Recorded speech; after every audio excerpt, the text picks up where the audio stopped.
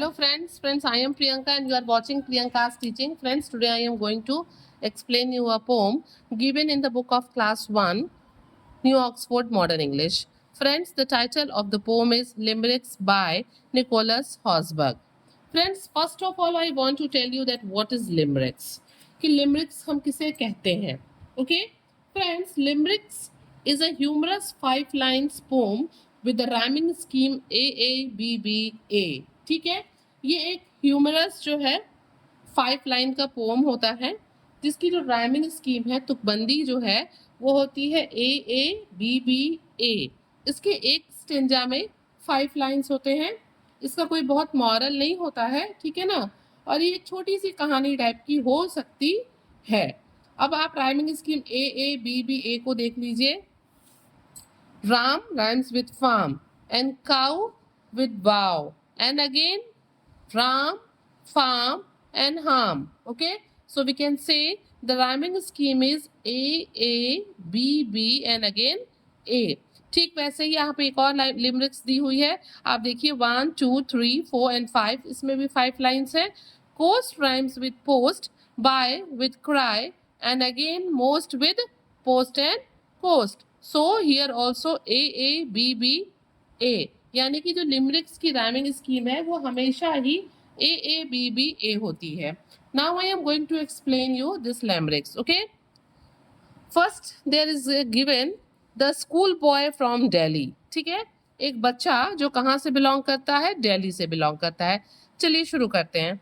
अब a school boy from Delhi called Ram once went to his grandfather's farm. एक बच्चा जिसका कि नाम राम है और वो दिल्ली से बिलोंग करता है, एक छोटा सा स्कूल बॉय, स्कूल जाने वाला लड़का, ठीक है, जिसका नाम राम है, वो दिल्ली से बिलोंग करता है और एक दिन वो अपने दादाजी के यहाँ जाता है, दादाजी के फार्म में. He was chased by a cow and a dog going bow bow.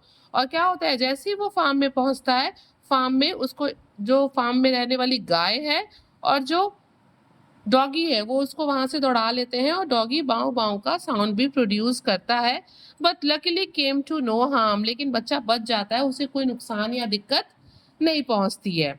तो फ्रेंड्स, आपने देखा ये एक 5 लाइन का अरेंजमेंट था, एक पोम था 1 स्टैंजा का, बट ये कोई बड़ा ही इसमें कोई मॉरल वगैरह नहीं था. हाँ, ये थोड़ा ह्यूमरस जरूर था. Come on the next one. The young girl from the coast. There was a young girl from the coast who waited all day for the post. When the mailman came by, she would run up and cry, "A parcel is what I would like most." Friends, अब ये देखिए, यहाँ पे एक बच्ची है छोटी सी जो कि कहाँ पे रहती है, कोस्ट के पास, कहीं वो नदी के किनारे, समंदर के पास, मतलब साहिल पे कहीं वो रहती है. तो एक छोटी सी बच्ची है जो कि साहिल पे किनारे पे रहती है.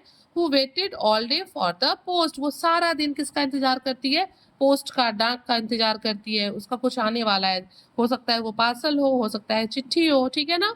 When the mailman came by, आप ये देखिए, this is a mail van जिसमें चिट्ठियां पार्सल्स भर के आते हैं, और जैसे ही मेल वैन जो है उसके पास से गुजरती है, उसके पास आती है, she would run up and cry, वो उसके पास, उसके पीछे दौड़ने लगती है और क्या चिल्लाती है, अ parcel is what I would like most, I would like most. और वो कहती है कि मुझे सबसे ज्यादा क्या पसंद है, मुझे सबसे ज्यादा पार्सल्स पसंद है. फ्रेंड्स, ये जो है ना ये आई वुड का कॉन्ट्रैक्शन है. तो friends, if you like the explanation, please do share to others and very thank you for watching.